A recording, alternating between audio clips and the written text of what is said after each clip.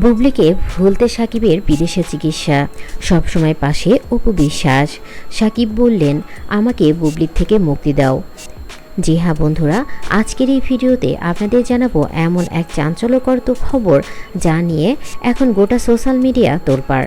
সাকিব খান দেশের 1 নম্বর সুপারস্টার, বিদেশ গেছেন চিকিৎসার জন্য। বাট এটা কোনো শারীরিক অসুস্থতা নয়, এটা মানসিক চিকিৎসা।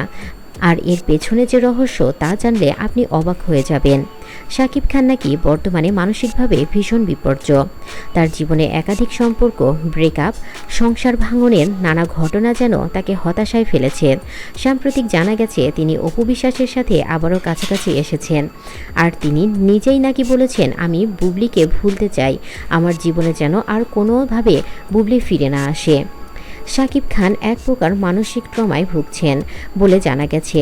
দীর্ঘ সম্পর্ক, সন্তানের জন্ম, মিডিয়া টোল, এসব কিছু মিলিয়েই তিনি নিজের জন্য অন্যরকম দ্বিধা এবং হতাশা অনুভব করছেন। এই কারণে তিনি বিদেশি একটি থেরাপি সেন্টারে ভর্তি হয়েছেন। সেখানে বিশেষজ্ঞরা তাকে মন থেকে অতীত মুছে ফেলার চিকিৎসা দিচ্ছেন। এই চিকিৎসার অন্যতম অংশ হলো পুরনো স্মৃতি এবং আবেগ থেকে মুক্তি পাওয়া। এই সময় সবচেয়ে অবাক করা বিষয় হলো অপু বিশ্বাস নিজে সাকিবের সাথে গেছেন। তিনি তার পাশে থাকছেন, খেয়াল রাখছেন যেন সাকিব খান নিজেকে হারিয়ে না ফেলেন। অনেকেই বলছেন অপু বিশ্বাস আসলে এখনও সাকিব খানকে ভালোবাসেন এবং চান তার পুরনো পরিবার আবার একত্রিত হোক। অপু বিশ্বাস বলেন, আমি চাই সাকিব সুখে থাকুক, বুবলির স্মৃতি যদি তাকে কষ্ট দেয় তাহলে সেটা থেকে মুক্ত হোক। এই চিকিৎসা তাকে মনে করিয়ে দেওয়া হচ্ছে যে কে ছিল, কি হতে চায় এবং কাকে নিয়ে জীবন করতে চায়। এই ধরনের ইমোশনাল মেমোরি থেরাপি ব্যবহার করা হচ্ছে, যেখানে বিশেষ ইনজেকশন ও সেশনের মাধ্যমে আবেগ নিয়ন্ত্রণ করা হয়। সাকিব নিজেই বলেছেন, আমি অপুকে নিয়ে নতুনভাবে জীবন শুরু করতে চাই, আমার জীবনে এখন শুধু আমার সন্তান এবং শান্তি দরকার।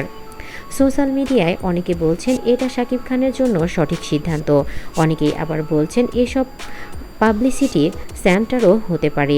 তবে বাস্তবতা যাই হোক না কেন, সাকিব এখন নিজেকে বদলাতে চাইছেন এবং তার পাশে আছে অপু বিশ্বাস, এটাই বড় বিষয়। আপনার কি মত? আপনি কি চান সাকিব অপুর পরিবার আবার এক হোক? কমেন্টসে জানাতে ভুলবেন না।